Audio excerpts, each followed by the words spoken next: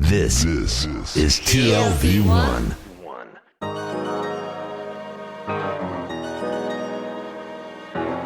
The Tel Aviv Review with Gilad Halpern. Hello and welcome to the Tel Aviv Review, a program dedicated to the word, to the thought and to debate, brought to you by the Van Leer Jerusalem Institute, which promotes humanistic, democratic and liberal values in the social discourse in Israel. I'm your host, Gilad Halpern, and today's interview is being recorded on the premises of the 2016 conference of the Association for Israel Studies here in Jerusalem. My guest today is a doctoral student in the Department of History and Hebrew and Judaic Studies at New York University. He specializes in the treatment of Israel's Arab minority in American eyes in the 1950s and 1960s. Geoffrey Levin, hello, and welcome to the Tel Aviv Review. Oh, thank you very much, Gilad, for having me. So the fact that Israel, the Jewish state, is ethnically heterogeneous is often overlooked to this day. I'm assuming that in the early state years, it was even more so. To what extent were non-Jewish Israelis, namely Arab Palestinians, on the radar of Jewish Americans in the wake of the establishment of the state? In general, there was relatively little knowledge. It was not something that was well covered in American media. Besides the occasional updates on the situation, if there were any major sort of events, as there was from time to time. In terms of in-depth information, there's virtually nothing available to really understand the situation on the ground until one book came out in 1958 in the United States, and it was years before there was much more available. What was the book? It was called Israel and the Palestine Arabs by a man named Don Peretz, who's actually still alive today. And I've spoken with him. Is he a Jewish American? Yes, he has a particularly interesting background in that he worked with refugees with a Quaker organization in 48-49 in Israel, then returned to research on the population for his own PhD dissertation. How very interesting. Yeah. And what really drove him to write the book? Was it just his personal experience, or did he really feel that there was a lack of knowledge, as you said? It was a combination. I think when you're a scholar and you realize no one else is dealing with this topic and you think it's important, as he certainly did from firsthand. He was just in his early and mid-20s when he went over there to work with refugees. He viewed it as something that was incredibly important. Mm-hmm. And how influential was the book on really determining the discourse? What's interesting about a book like that is that it was, as the only legitimate, academically published book on the topic, it was used by both Jewish organizations and the Arab League office in New York, the sort of propagandist arm of both groups. So you'd see this book cited basically in anything that wanted to cite anything about the topic. Mm-hmm. It's a fairly uncommon phenomenon or episode that both Jewish organizations and the Palestinian advocacy organizations actually agree on something, let alone use the same source. What really was the motivation of both in doing that? Well, the Palestinian side is pretty clear. They want to raise awareness of the plight of the Palestinians in Israel. But what was the motivation of the Jewish organizations in focusing on this rather unflattering component of the Jewish state? Well, I wouldn't call it wholly unflattering then, as in, to a certain extent now, Israel and its Arab minority is a bit of a Rorschach test. You could write about it and write a long list of very truthful statements about the economic development since 1950, the religious freedom, the voting rights, and those are some things that are listed in the book. But then you can also, if you want the whole story, there's also the land confiscation, there's the restriction on movements, there's the fact that even though people could vote, they didn't necessarily feel they could vote for... And we have to bear in mind that in the first 18 years of the state, the status of the Arab minority in Israel was very different to what it is today, namely the military administration. Precisely, and it's actually shocking just how many Americans obviously, but even Israelis don't know that this is one of the reasons why there's some discontent by the Palestinian Arab citizenry here, is because there is this history that was extremely difficult for them here.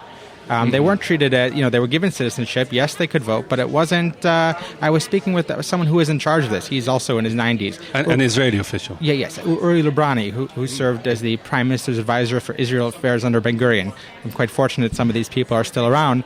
And he said it wasn't democracy. There's certainly not a full democracy for these people, who the majority of whom, not all Arab citizens, some were living in Jaffa or Haifa. They had a different situation. But for these people, they were not living in this, basically not under the same regime as people who are not living in the military government. Mm-hmm. And did all this really percolate in the Jewish American discourse at the time? Also, something we have to bear in mind is that American Jewry was a lot less Zionist than it is today. Certainly.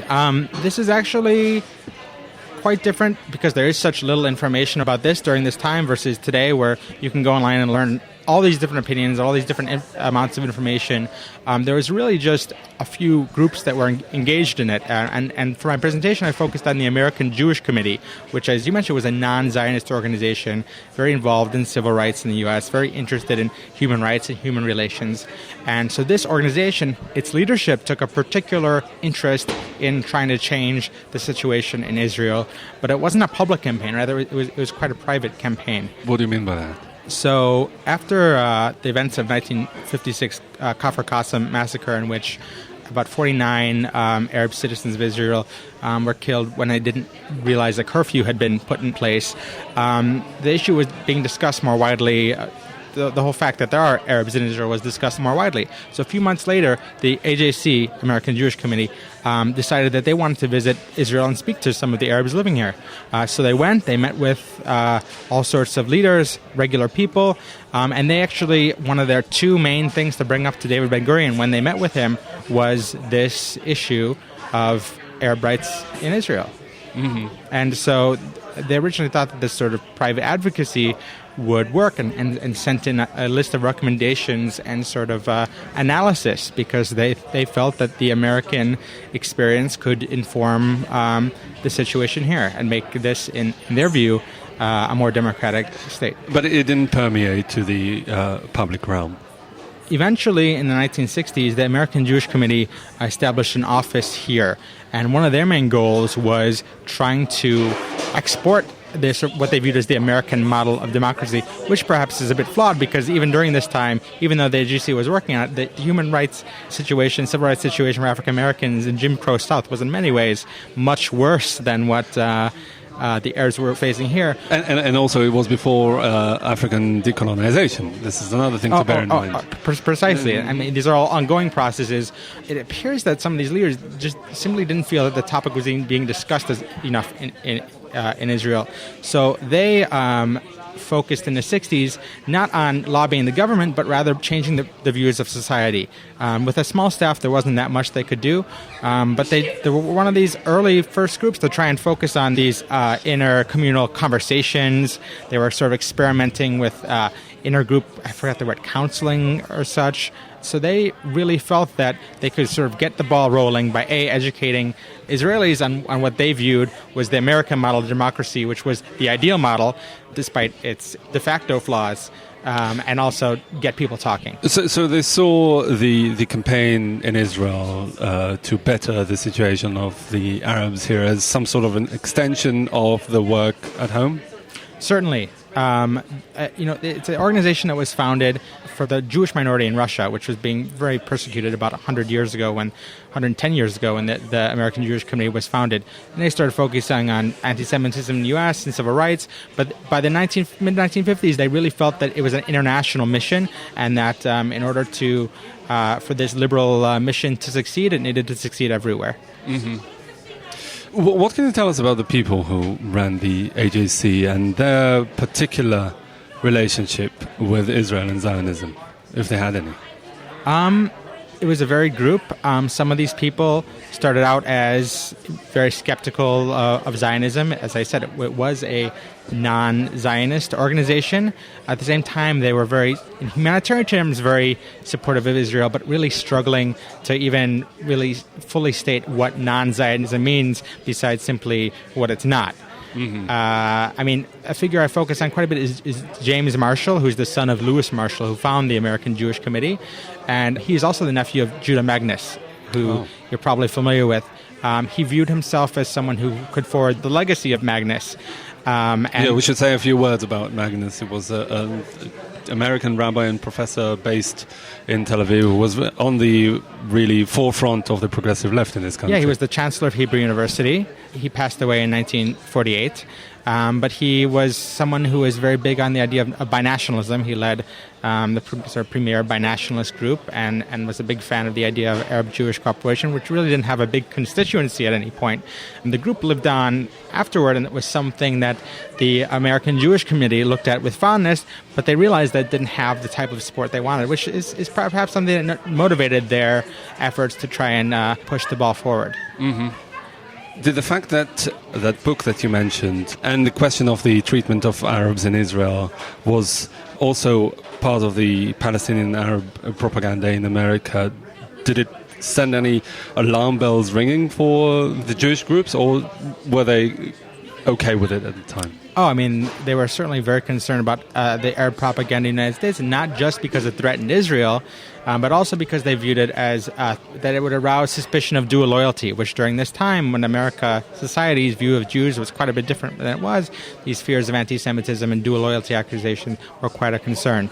So in terms of the motivations of the American Committee, as I try to figure out why they are doing this, but they're doing it privately, I think you really need to take into account that they really want to get rid of the sources of this, what they view as accusations, propaganda, but also want to address the issue because they believe it's an important issue in of itself. So it was really a dual motivation at the end of the day. Yes, and the author of this book, though, sort of criticizes why they're so vocal, why the leadership of the AJC is so vocal on the issue of Egyptian Jewry, but this is something that they're dealing with privately. And I haven't found a specific answer to that question, but it is one that was raised, and I believe this is the sort of domestic insecurity is certainly part of it. Mm-hmm. Do you detect similar trends in current American Jewry, or really the situation is so different from what it was 60 years ago that you really can't draw parallels? The situation is quite a bit different. The landscape is totally different.